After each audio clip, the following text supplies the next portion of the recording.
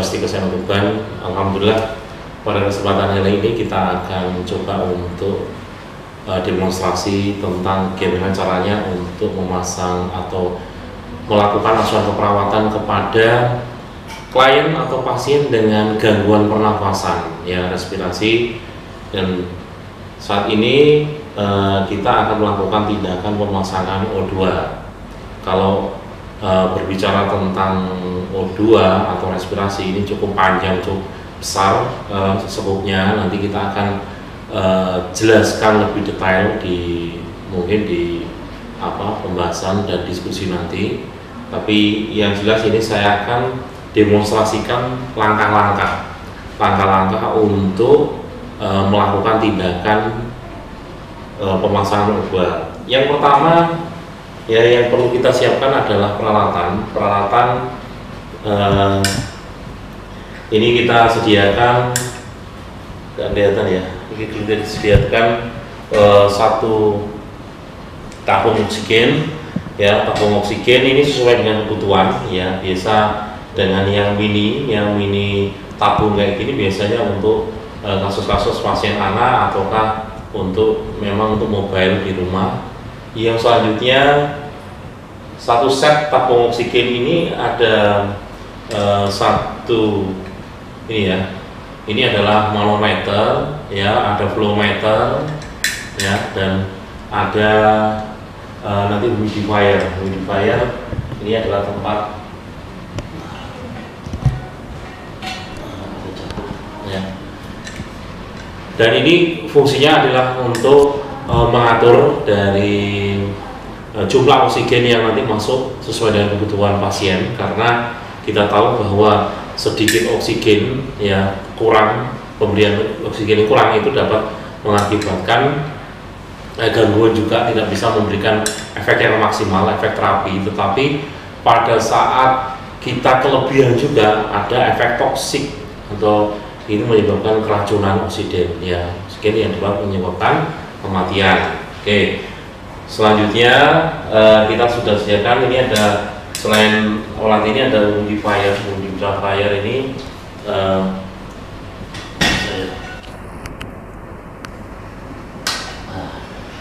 ya, ini adalah, nah, ini berisi air mineral atau air bersih yang fungsinya nanti untuk melembabkan dari oksigen, karena kita tahu bahwa oksigen ini adalah udara yang di situ harus kita lembabkan dan kita bisa digunakan oleh tubuh. Selanjutnya yang kita siapkan selain tabung oksigen, ini ada peralatan untuk selang oksigen, ada yang nasal, ya, nasal kanul, ada yang pakai masker, ya, ada beberapa macam, ada model-model yang nanti sesuai dengan kebutuhan dari pasien, sehingga kita harus pastikan bahwa apa yang harus kita lakukan sebelum kita memberikan O2 pada pasien. Selanjutnya kita juga menyiapkan APD, ya, dan mungkin ini, ya, kita lembabkan untuk pekasa dan ini NaCl. Ini kalau perlu ini, ya. Tapi biasanya kalau di rumah sakit tidak digunakan langsung pasang itu, tapi karena masa pandemi juga kita harus hati-hati, ya. Yang pertama yang kita siapkan di sini, setelah kita siapkan peralatan, kita lanjutkan dengan persiapan pasien. Persiapan pasien di sini sesuai dengan apa yang menjadi ciri khas kita, yaitu coba komunikasikan dengan baik, komunikasi terapeutik, atau di beberapa rumah sakit ada yang mau menggunakan sasetan, salam senyum tanya. Nah, ini, di sini kita minta izin, kita kontrak dengan pasien, dan sehingga terjadi hubungan yang saling percaya, ya. Di sini lalu kita berikan pengetahuan. Setelah itu kita ciptakan lingkungan yang baik, kita siapkan lingkungannya dari beberapa yang nanti akan mengganggu, mungkin juga dari pengunjung atau keluarga, jangan terlalu banyak karena sekali lagi ini adalah terapi-terapi atau suatu tindakan perawatan, tindakan medis yang juga butuh suatu bentuk konsentrasi dan juga bentuk yang lain. Selanjutnya, setelah persiapan perawatan, persiapan pasien, persiapan lingkungan, kita persiapan petugas, kita siapkan APD ya, karena memang ini prinsipnya bukan steril, jadi kita menggunakan handscoon bersih itu juga cukup. Nah, lalu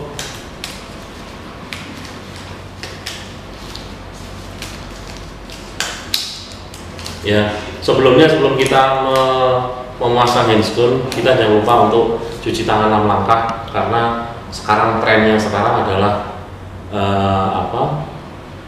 gimana cara, apalagi di pandemi ini ya, gimana caranya kita harus bisa benar-benar memperhatikan yang namanya infeksi nosokomial atau infeksi yang terjadi di rumah sakit. Kita siapkan semuanya, cuci tangan, pasang handscoon, kalau memang perlu ya kita akan pasang masker ya. Nah, kita pasang masker.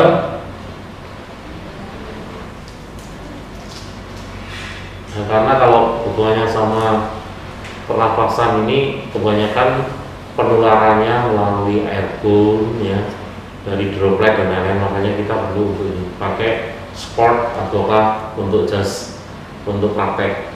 Selanjutnya setelah itu kita siapkan, kita dekatkan peralatan ke pasien, lalu kita pasang ya. Pertama kita cek dulu, kita nyalakan apakah ada isinya atau tidak. Kalau ternyata dari manometernya ini ada bergerak, oh berarti ini ada isinya. Kita buka ya, lalu kita pasang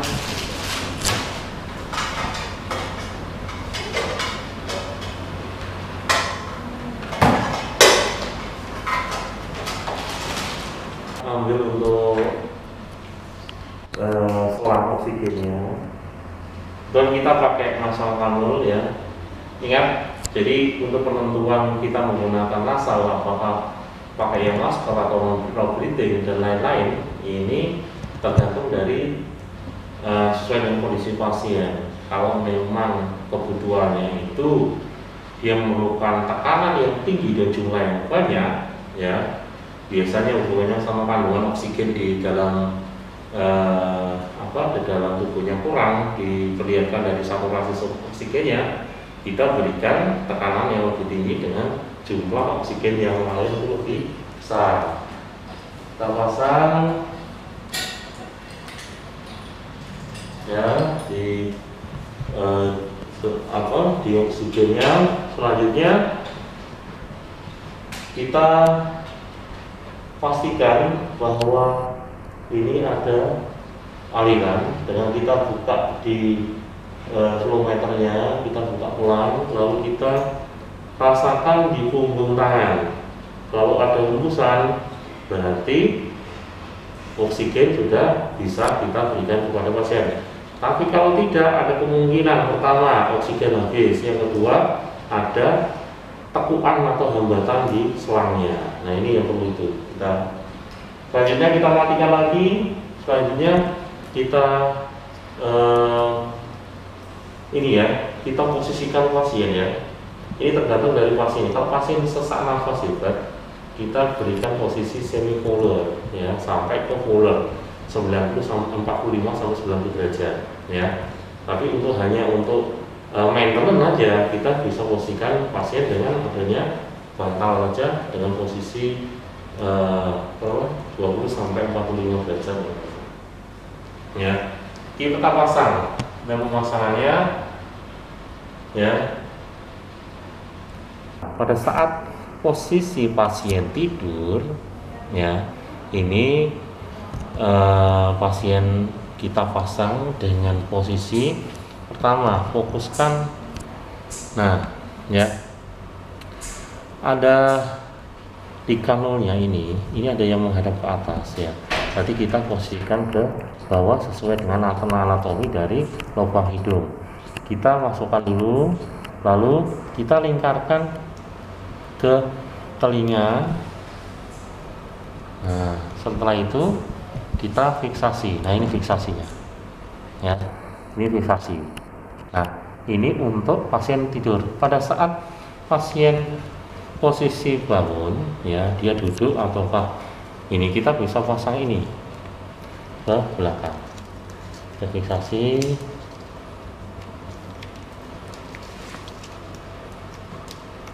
Oke. Ya, ini ya. Ini posisi kalau posisi duduk. Nah, ini kenapa posisi tidur tidak dibolehkan kayak gini? Kan takutnya ini di belakang kepala, ya. Nah, ini kalau posisi tidur ini bisa tertekuk sehingga menyebabkan oksigen tidak bisa masuk secara maksimal. Oleh karena itu, posisi duduk kita tadi lingkarkan ke posisi tidur kita lingkarkan ke depan, kalau posisi duduk kita ke belakang, ya. Oke, ini adalah teknik. Setelah itu, setelah kita pasang, ya, kita pasang. Setelah itu kita berikan informasi bahwa tindakan kita sudah lakukan. Kita tanya apakah udaranya atau oksigennya masuk, gimana keadaannya, ya. Setelah itu kita tentukan jumlah LPM, ya, jumlah oksigen yang masuk dengan menaikkan di kilometernya sesuai dengan advis dari dokter, ya. Nah, ini adalah teknik untuk pemasangan oksigen dan sebenarnya simpel, tapi pada saat kita tidak memperhatikannya apa yang terjadi tadi, bisa pasien mengalami kekurangan oksigen. Efeknya kalau berlebihan juga menyebabkan keracunan. Nah, ini oleh karena itu tolong dipelajari lagi. Nanti kita ada forum diskusi. Ini adalah gambaran terkait dengan pemasangan. Mungkin itu yang bisa saya sampaikan untuk prosedur kali ini. Yang jelas,